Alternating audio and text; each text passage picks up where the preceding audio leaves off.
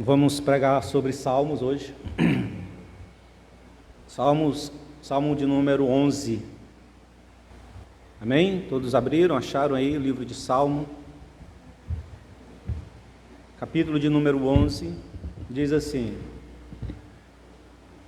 No Senhor confio, no Senhor confio. Como dizeis a minha alma, foge para a vossa montanha como pássaro, pois eis que os ímpios armam o arco, põem as flechas na corda, para com elas atirarem as escuras aos retos de coração. Se forem destruídos os fundamentos, que poderá fazer o justo? O Senhor está no seu santo templo, o trono do Senhor está nos céus, os seus olhos estão atentos, e as suas pálpebras prova os filhos dos homens. O Senhor prova o justo, porém ao ímpio e ao que ama a violência odeia a sua alma. Sobre os ímpios fará chover laços, fogo, enxofre e vento tempestuosos. Isto será a porção do seu copo, porque o Senhor é justo e ama a justiça. O seu rosto olha para os retos. Deus, nós te pedimos, em nome de Jesus, auxílio, Senhor, para comunicar Tua palavra à igreja nesta hora. Dai-nos coesão, ó Deus, coerência nas coisas que iremos dizer. Permita-nos ser claros, ó Deus, para a Tua igreja. Que Teu Espírito, Deus, utilize todos os discursos, essas falas aqui ditas, aqui apresentadas, para ensinar a Tua igreja sobre o Teu caráter, Teus atributos. Te pedimos isso em Cristo Jesus. Amém. Amém, irmãos? O tema da nossa reflexão, com base em Salmos, capítulo de número 11, é uma alma segura e confiante em Deus. Uma alma segura e confiante em Deus. E aí, eu quero iniciar essa fala dizendo para os irmãos que a ideia de confiança e segurança, na realidade, confiança e segurança são termos cambiáveis, né? Confiar e estar seguro é basicamente a mesma coisa, né? Então, mas a gente está usando aqui a ideia de confiança e a ideia de segurança para reforçar esse conceito de estar seguro, confiante no Senhor. E aí essa expressão, que é a ideia de confiança e a ideia de segurança, ela pode ser aplicada a diversos conceitos, ou às diversas situações, as mais variadas situações possíveis. Por exemplo, você pode estar aí completamente confiante de que o seu time de futebol esse ano vai ganhar o campeonato. Tem campeonato esse ano, Camila? Já teve. Já teve, vai ter outro? Pois é, a Camila está confiante que o time dela vai ganhar. Mas o Joaquim também, que tem outro time de futebol, ele também está confiante, seguro que o time dele vai ganhar, né? E aí tem essa segurança, tem essa confiança. Nós ficamos confiantes e seguros nesse período de eleição que o nosso candidato, aquele candidato que você está apoiando, você fica, rapaz, eu confio que esse candidato que eu estou apoiando agora nas eleições, ele vai assumir a responsabilidade de ser fiel e de cumprir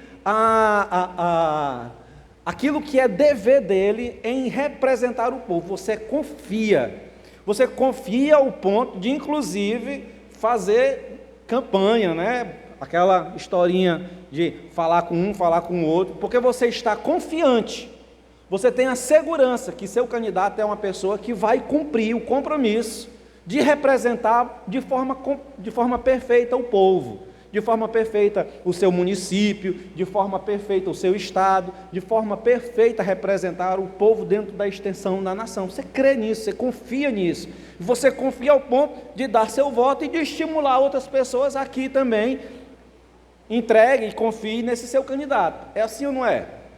Em todo momento de eleição tem essas coisas. Todo momento de eleição tem aqueles que se envolvem com eleições, alguns de forma mais tímida, outros de forma mais militante, mas todos nós temos uma pessoa que está para nós sendo o representante que seguramente, confiadamente, fará aquilo que deve ser feito. Nós assim pensamos. Nós trabalhamos o mês inteiro, aqueles que trabalham CLT, né? Trabalham o mês inteiro, e aí ele tem a confiança que quando chega nos últimos dias do mês, o salário dele vai cair na conta. No máximo, até o 5º dia útil do outro mês, o salário dele está lá. Ele confia, ele tem a segurança dessas coisas. Os pais confiam, são seguros de que seus filhos falam a verdade, sempre falam a verdade para eles.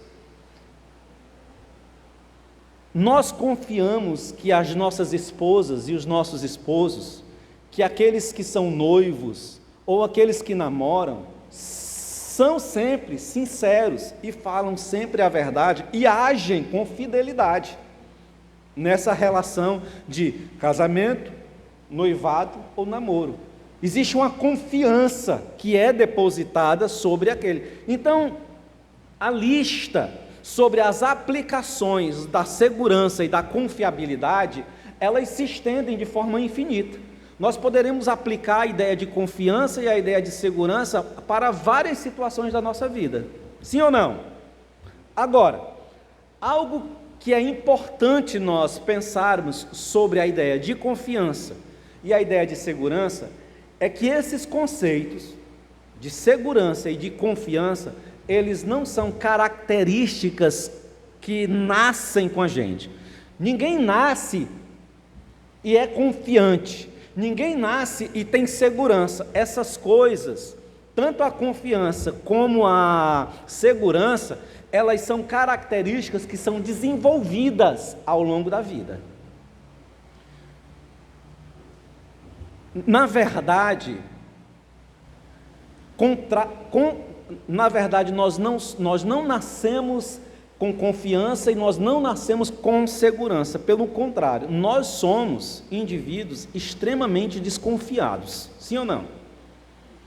Nós demoramos a confiar em alguém.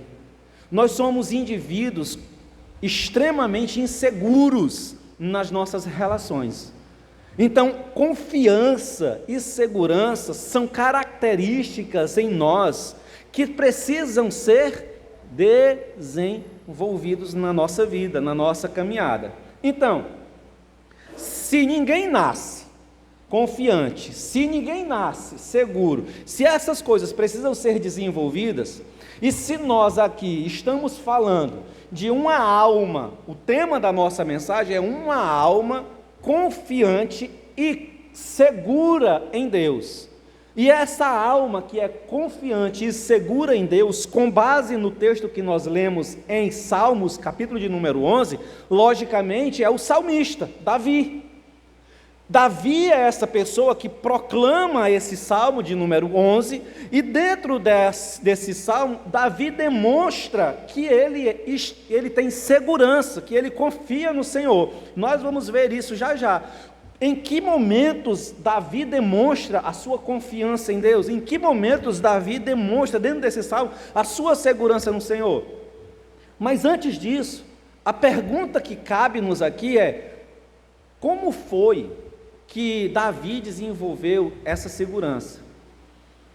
Como se deu o processo de Davi para depositar a sua confiança em Deus, ao ponto de Davi rejeitar os conselhos que as pessoas estavam dando para ele, dizendo o seguinte: olha, foge, vai para os desertos, sai daqui, vai para as montanhas. Por quê? Porque os ímpios, as pessoas que estão te perseguindo, elas estão com o arco armado, elas estão à espreita, escondida, para te lançar uma flecha.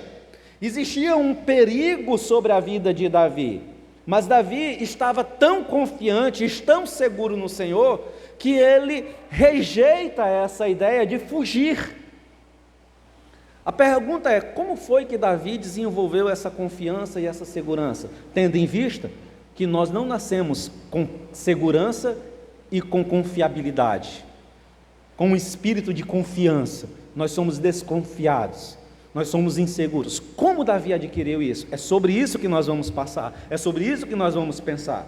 O verso de número 1 desse capítulo, desse livro de Salmos, no capítulo 11, diz assim, ó: como dizeis, ou como dizes a minha alma, fugi para as montanhas como pássaros. Irmãos, alguém estava dizendo para Davi, para ele fugir, assim como um pássaro que se encontra em perigo, voa para as montanhas, se distancia do ambiente de perigo. Mas Davi diz assim, ó: como dizeis isso para mim? Como você pode dizer isso para mim? Fuja como um pássaro. Davi demonstra ali a sua segurança no Senhor. A questão é, em que é que estava firmado, qual era a base da confiança que o salmista tinha para fazer essa interrogação? Como é que você tem coragem de dizer para mim fugir, mesmo que diante de mim esteja o perigo de alguém me pegar em ciladas, de alguém armar para mim na espreita um arco e me flechar? Como você tem essa coragem? Porque eu confio no Senhor. A minha segurança está no Senhor. Como foi que essa segurança se desenvolveu na vida de Davi? Verso de número 2, ele diz, ó: pois eis que os ímpios armam arco, porém põem as flechas na corda, para com elas atirarem as escuras aos retos de coração. Olha só, alguém está dizendo para Davi, ó: foge para as montanhas como um pássaro. Por quê? Porque os ímpios estão armando arcos, eles já colocaram as suas flechas nos arcos, eles já estão esticando as cordas para atirarem, e eles vão atirar as escuras nos retos de coração. O que o salmista experimentou de Deus, que foi que ele viveu com Deus, que pôde criar uma confiança em Davi, ao ponto dele rejeitar a ideia de fugir e dizer assim, ó: os olhos do Senhor estão olhando, o Senhor ama os retos. O capítulo de número 11 mostra Davi rejeitando a ideia de fugir para permanecer, porque ele confiava no Senhor, que ama os retos de coração. Então, como foi que Davi desenvolveu essa confiança? Porque, como nós dissemos, nós não nascemos com uma confiança na alma, ela precisa ser desenvolvida. A primeira coisa que a gente pode observar para definir essa confiança que surge na alma de Davi, é que Davi conhecia o Senhor, nosso Deus, e os seus santos atributos. Davi conheceu Deus e conheceu os atributos de Deus. Aí você que está aí vai me perguntar: pastor, o que é um atributo? O que são os atributos de Deus? De forma muito simples, para a gente não ficar aqui gastando muito tempo com explicações. O que são os atributos de Deus? Atributos de Deus são as virtudes de Deus, são as características das ações de Deus, aquilo que Deus demonstra no ato, na relação que Ele desenvolve com a criação. Tudo que o Senhor realiza na criação refere-se às virtudes de Deus, que demonstra os seus atributos, ou seja, a sua espiritualidade, a sua infinitude, a sua eternidade, a sua imutabilidade, o conhecimento, o pleno conhecimento, a onipotência, a onisciência, a onipresença, a santidade, a justiça, a bondade, a graça, o amor, a providência, o cuidado. Todas essas coisas, todas essas virtudes são atributos de Deus, fazem parte do caráter de Deus. Então Deus, ele é conhecido por ser todo-poderoso, Deus é conhecido por ser onipotente, o único que pode todas as coisas. O Senhor é conhecido por ser aquele que tem santidade, que é justo, que é bondoso, que ama, que é gracioso. Então o salmista desenvolveu a sua confiança em Deus,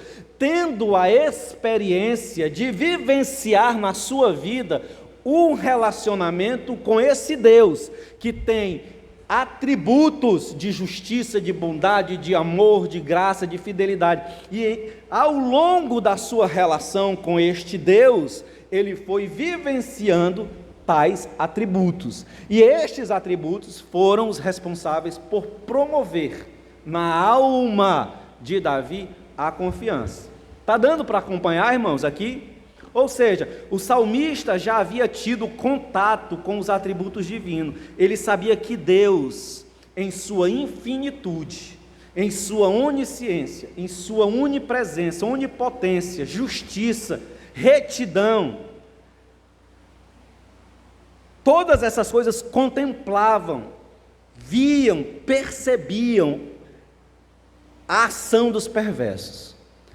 O salmista Davi sabia que a justiça de Deus, sabia que a onipresença e a onipotência, a onisciência de Deus, a sua retidão, contemplava, olhava, via, percebia a maldade do coração dos homens, dos ímpios. O texto bíblico diz isso. Ele diz: as pálpebras do Senhor contemplam os homens, contemplam os ímpios. Olha, observa as suas ações. O salmista tinha ciência de que todas as ações ímpias que os homens praticavam eram vistas, percebidas pelo Senhor, e não passariam desapercebidas de sua justiça. O verso de número 3 diz: o Senhor está no seu santo templo, o trono do Senhor está nos céus, os seus olhos estão atentos e as suas pálpebras provam os filhos dos homens. Irmãos, Davi conhecia que Deus, em sua justiça, traria no tempo determinado a colheita adequada para as ações ímpias daqueles que o perseguiam. Davi já havia experimentado dos atributos de Deus e de sua justiça, de sua graça e de sua bondade. O verso de número 6 diz assim: sobre o ímpio fará chover laços de fogo, enxofre, vento tempestuoso, isso será a porção do seu copo. O salmista está dizendo: os ímpios que estão me perseguindo, os homens maus e perversos, os violentos que estão armando o seu arco e as suas flechas para me pegarem à espreita, os olhos do Senhor estão sobre eles. O Senhor exercerá justiça sobre eles. A porção deles será laços, será fogo, vento tempestuoso virá sobre eles. Isso será a porção destes que me perseguem. E o salmista diz isso no Salmo, por quê? Porque ele desenvolveu ao longo de sua vida, e nós vamos ver aqui, um relacionamento com Deus, e vivenciando este relacionamento, desfrutou de vários atributos de Deus. O salmista confiou no Senhor, o salmista solidificou na sua alma a segurança que o Senhor traria a justiça e cuidaria e o protegeria e o cercaria, sem permitir que a maldade e o intento dos ímpios viesse e exercesse mal sobre ele, porque ao longo de sua vida, o salmista experimentou da bondade, da misericórdia e da graça de Deus. E onde foi que o salmista Davi, o rei Davi, experimentou ao longo de sua vida a bondade, a graça, o favor de Deus? Onde foi que ele experimentou essas coisas? A misericórdia. Se você abrir a sua Bíblia em Samuel, 1 de Samuel, no capítulo de número 15,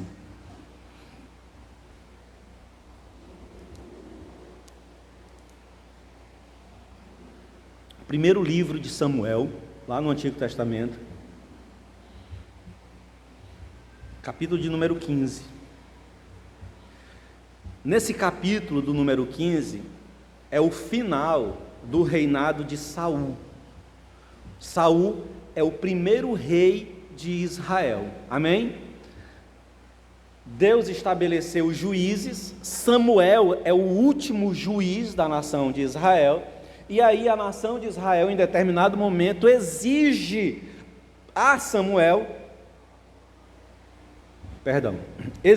de Samuel um rei, porque eles queriam um rei de acordo com as outras nações tinham rei. Eles não tinham rei, eles tinham juízes, e Samuel era esse juiz que legislava sobre Israel, mas eles queriam um rei. Então Deus concede um rei, e o rei é Saul.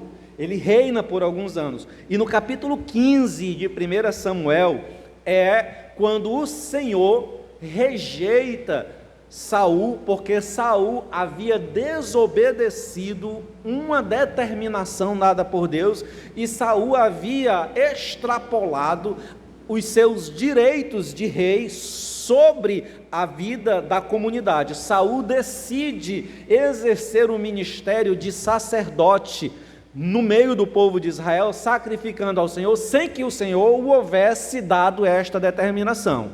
Então, Saul é rejeitado pelo Senhor. E aí aqui no capítulo 15, no verso de número 28, você está com a sua Bíblia aberta? No verso de número 28, olha o que Samuel diz, vindo da parte do Senhor. Então Samuel lhe diz: o Senhor tem rasgado de ti hoje o reino de Israel, e o tem dado ao teu próximo, um que é melhor do que tu. Então, esse texto diz que Saul, que era o rei, foi rejeitado pelo Senhor, e que o Senhor havia aqui escolhido alguém que era melhor do que Saul. Quem era esse que havia sido escolhido? Quem era? Davi. Detalhe, irmãos, detalhe. Até esse momento, o nome de Davi não é citado em canto nenhum. Davi não faz parte da narrativa de 1 Samuel, até esse momento, e até o momento posterior. Ele está onde? Oculto, escondido. Ele é um anônimo, ele é mais um entre os israelitas, ele é mais um entre os filhos de uma família grande de israelita. Ele não é notado, ele não é citado, ele é apenas mais um que está ali, é um jovem que desenvolve as suas dinâmicas de vida, de culto, de adoração e de cuidado da casa do pai, como qualquer outro jovem no seu tempo. Mas Deus aqui, quando rejeita Saul, usa de sua graça, de seu favor e de sua misericórdia, e diz para Saul, que está sendo rejeitado, através dos lábios de Samuel, e diz assim: o reino está sendo retirado de você e está sendo dado a outro, e este outro é melhor do que você.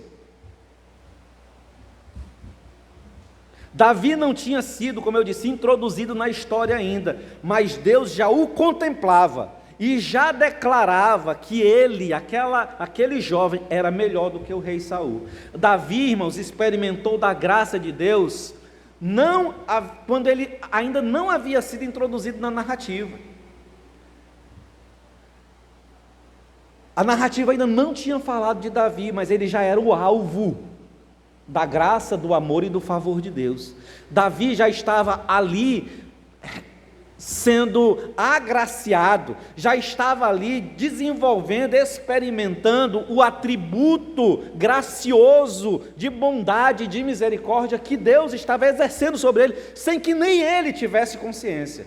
Davi não tinha consciência de estar experimentando a graça, a bondade, o favor e o chamado de Deus sobre a sua vida, mas Deus já está aqui exercendo isso sobre a vida dele. É como se Davi estivesse completamente alheio. Aonde era que Davi estava, irmãos? Aonde? No campo. Davi vivia no campo, fazendo o quê? Apacentando ovelhas, apacentando o rebanho do seu pai, Jessé, completamente alheio às questões de política, de reinado, de chamado de Deus, de ser ungido. Ele só cuidava de ovelhas, mas ali naquele ambiente, Deus já havia olhado, já havia exercido sobre ele graça, bondade e misericórdia, e um chamado sobre a vida dele, e disse, através dos lábios de Samuel: eu tenho provido um rei para Israel que é melhor do que tu. Está dando para entender, irmãos? Davi, sem nem saber, sem nem ter consciência, Deus já estava demonstrando, revelando graça, bondade e misericórdia sobre a vida dele. Davi era o último, escute, Davi era o último entre seus irmãos, esquecido, desprezado e sem importância, inclusive para seu pai. Davi cuidava de ovelhas, passava dias e noites apacentando o rebanho ao relento. Irmãos, quem é pastor de ovelhas, passava de dias no meio do campo, no meio das campinas, rodando de um canto para o outro, atrás de pasto para as ovelhas. Ficava no relento, sobre o risco de ser atacado por feras, por lobos, leões, ursos, como o próprio texto diz, quando Davi vai até a guerra, e ele encontra o filisteu na guerra, posteriormente, já depois, e aí vão questionar, e ele diz: olha, eu vou lutar contra esse filisteu. Davi diz, porque ele está desrespeitando Deus de Israel. E aí o rei, que é Saul ainda está em exercício do seu reinado, já rejeitado pelo Senhor, mas ainda em exercício do seu reinado, ele diz assim: não, você é uma criança, você não pode não ir lutar contra aquele homem, não, ele é um homem de guerra. E Davi diz assim: olha, eu, um jovem, estava apacentando as ovelhas do meu pai, e um leão quis tomar a ovelha do meu pai. Eu fui lá e peguei ele pela barba e arranquei a ovelha do meu pai da boca dele. Um jovem lutou com um urso. O livramento que aquele jovem teve no meio do campo. Em um outro momento ele diz que luta com um urso. Então, aquele jovem estava no meio do relento, cuidando de ovelha, era desprezado pela família.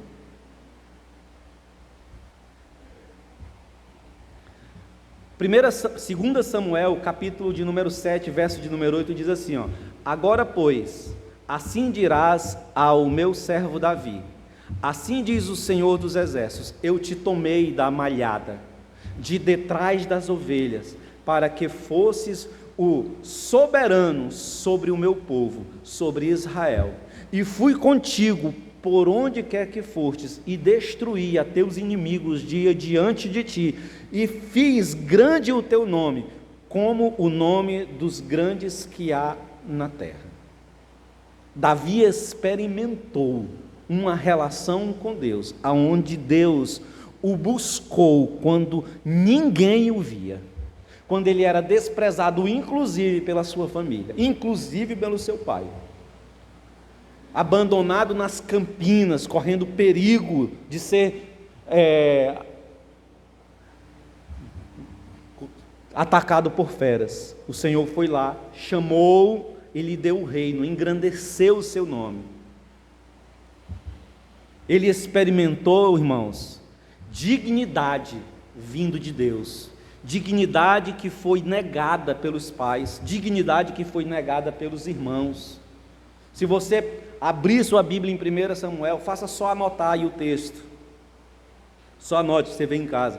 1 Samuel, capítulo 16, dos versos 1 e 5, o Senhor manda Samuel ir até a casa de Jessé para ungir o rei. O Senhor diz assim: olha, eu vou ungir o rei dentre os filhos de Jessé. Samuel vai até a casa lá de Jessé. Quando chega lá, Jessé manda passar todos os filhos na frente de Samuel. Samuel, quando olha para os filhos de Jessé, diz assim: com certeza é esse, o primogênito. E o Senhor diz: não, não é esse. Aí vem o segundo, vem o terceiro, vem o quarto, vem o quinto, vem o sexto.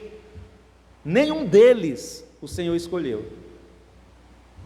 Samuel precisa dizer assim, ó: acabaram os moços, não tem mais nenhum, não tem mais nenhum filho.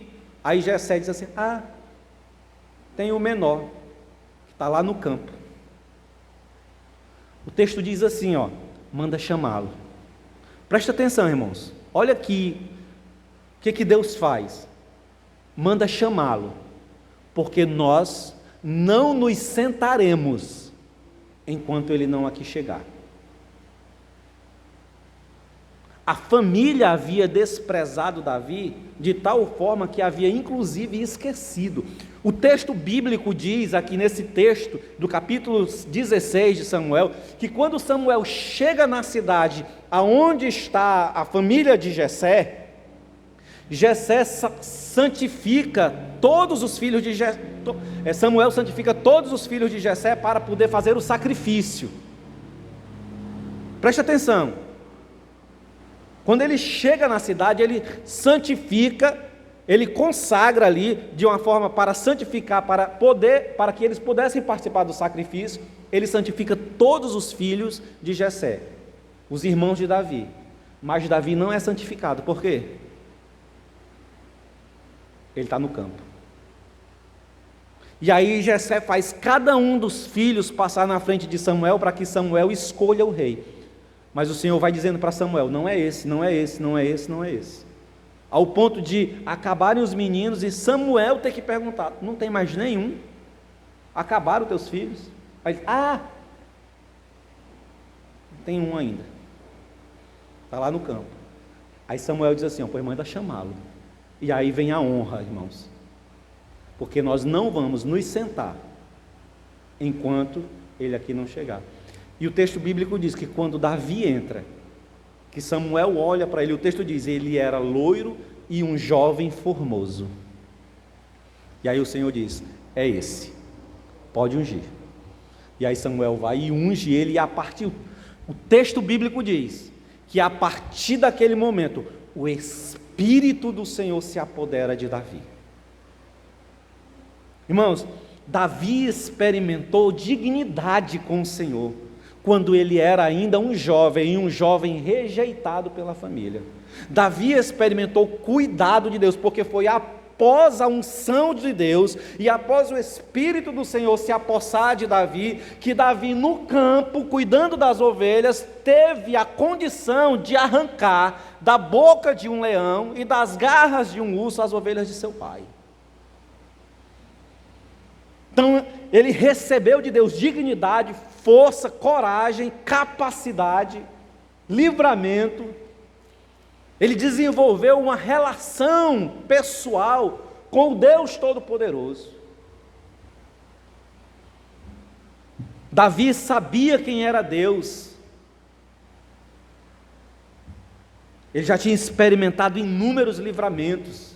Se você pegar Samuel, 1 Samuel capítulo 17, você vai ver Davi sendo livre das mãos de Golias, um grande soldado dos filisteus, um homem experiente na guerra. Davi era uma criança, um jovem, provavelmente na média de 14 a 16 anos, sem experiência de guerra, e ele vai para uma frente de batalha e vai lutar com um homem experiente na guerra, e o Senhor livra Davi das mãos de Golias, ao ponto de Davi matar Golias, e com as armas do próprio Golias, arrancar a cabeça de Golias. Davi havia experimentado em 1 Samuel, capítulo 19, o livramento das perseguições que Saul desenvolveu sobre ele. Capítulo 19 e capítulo 20 é Saul perseguindo Davi, e o Senhor livrando Davi, exercendo sobre ele livramento, misericórdia, presença, comunhão. Então Davi foi vivenciando uma relação com Deus que mostrou para ele que as armas, os intentos daqueles que se levantam contra ele não podem exercer influência, poder sobre ele. Por quê? Porque a sua vida está segura em quem? No Deus Todo-Poderoso, o qual ele experimentou durante toda a sua vida. no qual ele vivenciou uma relação de intimidade. Por diversas vezes Davi viu a mão do Senhor guardando, livrando, protegendo. Não foi uma experiência esporádica ali ou acolá. Foi uma relação de vivência, de vida, onde o Senhor livrava, onde o Senhor o preservava e onde o Senhor revelava a sua bondade, misericórdia e sua graça.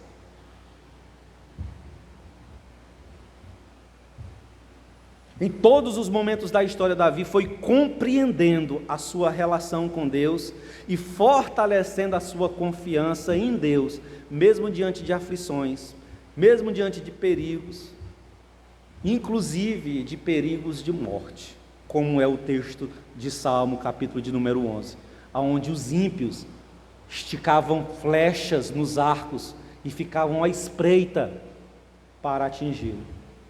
Mas Davi diz: o Senhor está olhando todas essas coisas e mandará sobre eles o juízo necessário. Irmãos, confiar não é uma coisa simples. Confiar não é uma palavra vazia, desprovida de sentido na alma. Não, confiar, irmãos, é uma das coisas, aliás, é uma das características de extrema importância para a alma humana. A declaração de estar confiante no Senhor carrega uma experiência de vida. Não é algo que você apenas diga: não, eu estou confiando no Senhor. Essas palavras, elas precisam estar carregadas de uma experiência contínua com o Senhor, vendo e vivenciando os livramentos, a graça, a providência de Deus na sua vida. Davi mostra-nos que a sua experiência de vida com o Senhor, que a sua experiência vendo os atos de bondade sobre sua vida, forjou na alma de Davi a segurança e a confiança que ele precisava para, no Salmo de número 11, rejeitar os conselhos para fugir,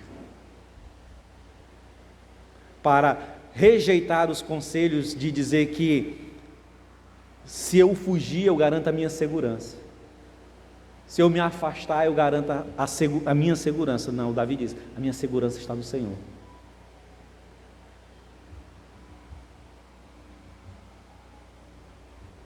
Agora, deixa eu lhe dizer uma coisa. Davi, ele é apenas, apesar de toda essa experiência extraordinária que Davi teve com o Senhor, e que forjou e formou nele confiança e segurança no Senhor, Davi é apenas a sombra daquele que realmente vivenciou uma profunda confiança no Deus Todo-Poderoso e que vivenciou a segurança do Senhor, Jesus Cristo. Jesus Cristo, irmãos, é a imagem perfeita daquele que vivenciou uma relação de profunda confiança no Senhor. Jesus Cristo, ele enfrentou o poder corrupto da religião de seus dias. Jesus, ele confrontou o poder imperial e político de seu tempo. Ele enfrentou o maior de todos os inimigos da humanidade. Ele enfrentou a morte e venceu, confiando plenamente que Deus o Pai não lhe deixaria na morte. No livro de Hebreus, capítulo de número 5, verso de número 8 a 9, diz que ele, o autor aos Hebreus diz que ele, Jesus Cristo, aprendeu a obedecer, aprendeu, desenvolveu ao longo de sua vida humana o processo de confiança no Senhor por aquelas coisas que padeceu ao longo da vida. A sua experiência humana, em sua experiência humana, Jesus Cristo aprendeu a confiar e foi aperfeiçoando, ou sendo aperfeiçoado, vivendo em plena e perfeita obediência ao Senhor.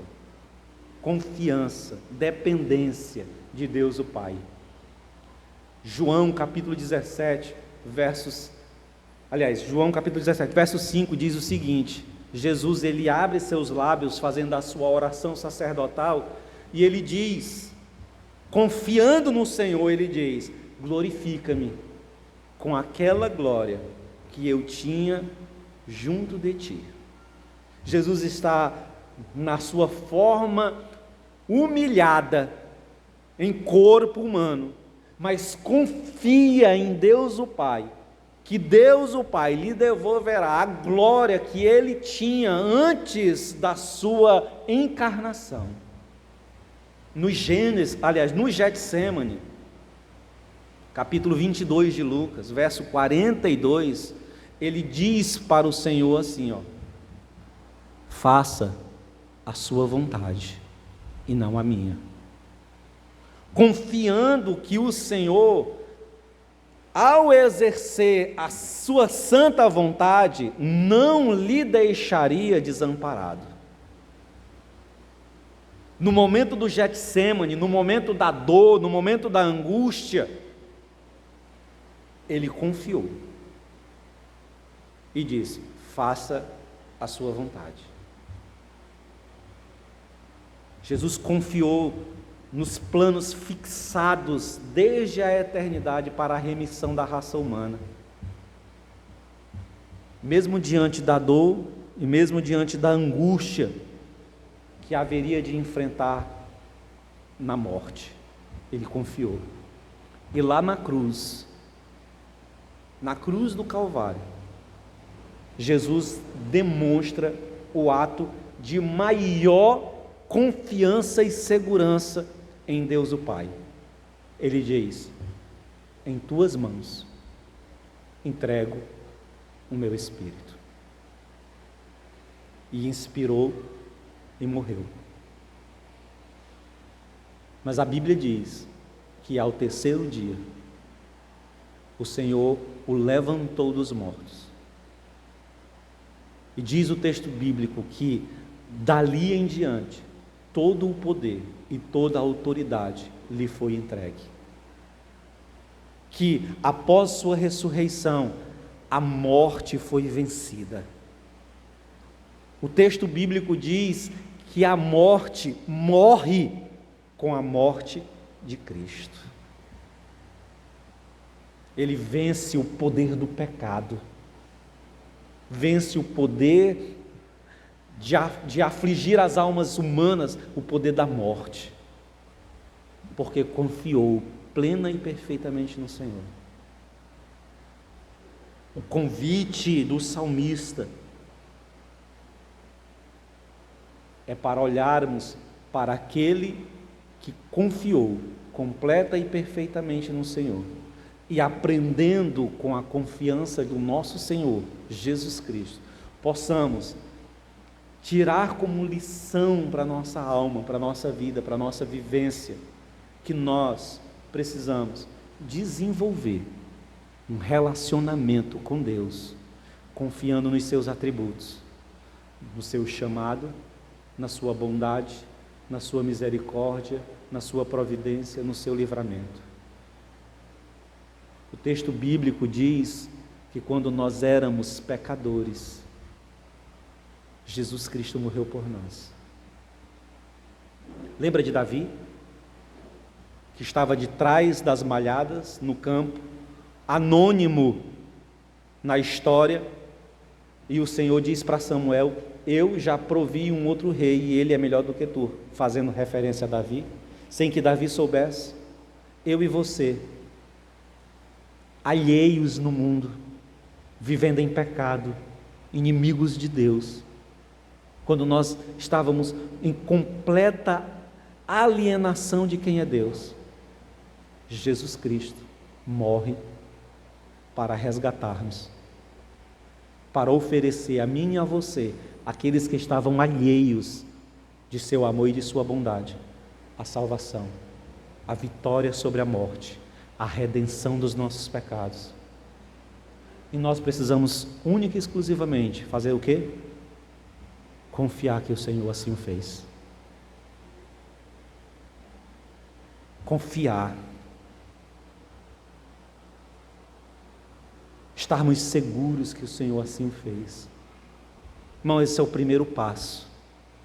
O passo para uma vida vitoriosa com o Senhor. Confiar, isso é fé.